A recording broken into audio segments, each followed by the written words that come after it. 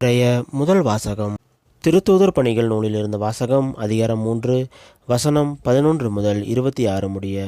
கால் ஊனமுற்றிருந்தவர் நலமடைந்த பின் பேதுருவையும் யோவானையும் விடாமல் பற்றி கொண்டிருக்க எல்லா மக்களும் திகிலுற்று சாலமோன் மண்டபம் என்னும் இடத்துக்கு ஒரு சேர ஓடி வந்தனர். பேதுரு இதை கண்டு மக்களை பார்த்து கூறியது, எருசலேம் மக்களே, நீங்கள் ஏன் இதை பார்த்து வியப்படைகிறீர்கள்? நாங்கள் எங்கள் சொந்த வல்லமையாலோ இறைப்பற்றாலோ இவரை நடக்க செய்துவிட்டது போல் ஏன் எங்களை உற்று பார்க்கிறீர்கள்? ஆபிரகாம், ஈசாக்கு, யாக்கோப்பு என்னும் நம் மூதாதையரின் கடவுள் தம் ஊழியர் இயேசுவை பெருமைப்படுத்தினார். ஆனால் நீங்கள் அவரை புறக்கணித்து பிலாத்துவிடம் ஒப்புவித்து விட்டீர்கள். அவன் அவருக்கு விடுதலை தீர்ப்பு அளிக்க முயன்ற போதும் நீங்கள் அவரை மறுதளித்தீர்கள். நீங்கள் தூய்மையும் நேர்மையுமானவரை மறுதளித்து கொலையாளியை விடுதலை செய்யுமாறு வேண்டிக் கொண்டீர்கள். வாழ்வுக்கு ஊற்றானவரை நீங்கள் கொன்று விட்டீர்கள். ஆனால் கடவுள் இறந்த அவரை உயிரோடு எழுப்பினார். இதற்கு நாங்களே சாட்சிகள். இதோ உங்கள் கண்முன் நிற்கிற இவர் உங்களுக்கு தெரிந்தவர். இயேசுவின் பெயரே இவருக்கு வலுவூட்டியது. அவர் பெயர் மீது கொண்டிருந்த நம்பிக்கையால் தான் இது நடந்தது. இந்த நம்பிக்கையே உங்கள் அனைவர் முன்பாகவும் இவருக்கு முழுமையான உடல் நலத்தை கொடுத்துள்ளது. அன்பர்களே, நீங்களும் உங்கள் தலைவர்களும் அறியாமையினாலேயே இப்படி செய்துவிட்டீர்கள் என எனக்கு தெரியும். ஆனால் கடவுள் தம் மெசியா துன்புற வேண்டும் என்று இறைவாக்கினர் அனைவர் வாயிலாகவும் முன்னறிவித்ததை இவ்வாறு நிறைவேற்றினார். எனவே உங்கள் பாவங்கள் போக்கப்படும் பொருட்டு மனமாறி அவரிடம் திரும்புங்கள். அப்பொழுது ஆண்டவர் புத்துயிர் அளிக்கும் காலத்தை அருளி உங்களுக்காக ஏற்படுத்திய மெசியாவாகிய இயேசுவை அனுப்புவார்.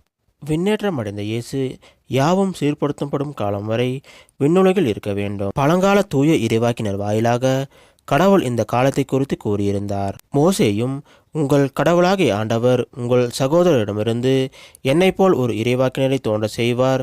அவர் உங்களுக்கு கூறும் எல்லாவற்றிற்கும் நீங்கள் செவிசாயுங்கள். அந்த இறைவாக்கினருக்கு செவிசாய்த்து கீழ்ப்படியாத எவரும் மக்களில் நின்று அடியோடு அளிக்கப்படுவர் என்று கூறியுள்ளார். சாமுவேல் தொடங்கி இறைவாக்கு உரைத்த அனைவரும் இந்த காலத்தை பற்றி அறிவித்து வந்தனர். அந்த இறைவாக்கினர் உரைத்தவற்றை உரிமையாக்கிக் கொள்பவர்கள் நீங்கள். கடவுள் ஆபிரகாமிடம், உன் மரபினர் வழியாக மண்ணில் மக்களினங்கள் அனைத்தும் ஆசி பெறும் என்று கூறி உடன்படிக்கை செய்தார். கடவுள் உங்கள் மூதாதையரோடு செய்த அந்த உடன்படிக்கையையும் உரிமையாக்கிக் கொள்பவர்கள் நீங்களே. ஆகையால் நீங்கள் அனைவரும் உங்கள் தீய செயல்களை விட்டு விலகி ஆசை பெற்றுக் கொள்வதற்காகவே கடவுள் தம் ஊழியரை தோன்ற செய்து முதல் உங்களிடம் அனுப்பினார். இது ஆண்டவர் வழங்கும் அருள்வாக்கு. இறைவா, உமக்கு நன்றி. இன்றைய நற்செய்தி. புனித லூக்கா எழுதிய நற்செய்தியிலிருந்து வாசகம்.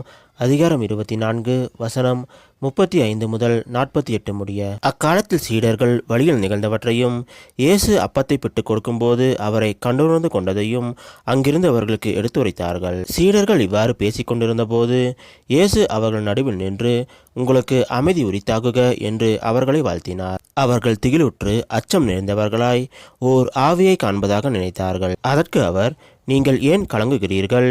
ஏன் இவ்வாறு உங்கள் உள்ளத்தில் ஐயம் கொள்கிறீர்கள்? என் கைகளையும் என் கால்களையும் பாருங்கள், நானே தான். என்னை தொட்டு பாருங்கள், எனக்கு எலும்பும் சதையும் இருப்பதை காண்பீர்களே. இவை ஆவிக்கு கிடையாதே என்று அவர்களிடம் கூறினார். இப்படி சொல்லி தம் கைகளையும் கால்களையும் அவர்களுக்கு காண்பித்தார். அவர்களோ மகிழ்ச்சி மேலிட்டு நம்ப முடியாதவர்களாய் வியப்புக்குள்ளாகி இருந்தார்கள். அப்போது அவர் அவர்களிடம், உண்பதற்கு இங்கே உங்களிடம் ஏதேனும் உண்டா என்று கேட்டார். அவர்கள் வேக வைத்த மீன் துண்டு ஒன்றை அவரிடம் கொடுத்தார்கள்.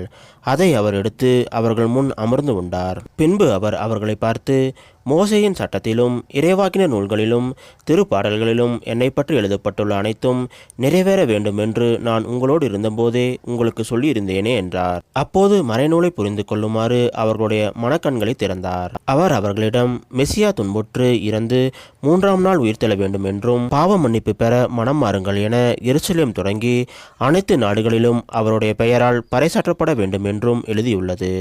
இவற்றுக்கு நீங்கள் சாட்சிகள் என்றார். இது கிறிஸ்து வழங்கும் நற்செய்தி. கிறிஸ்துவே உமக்கு புகழ்.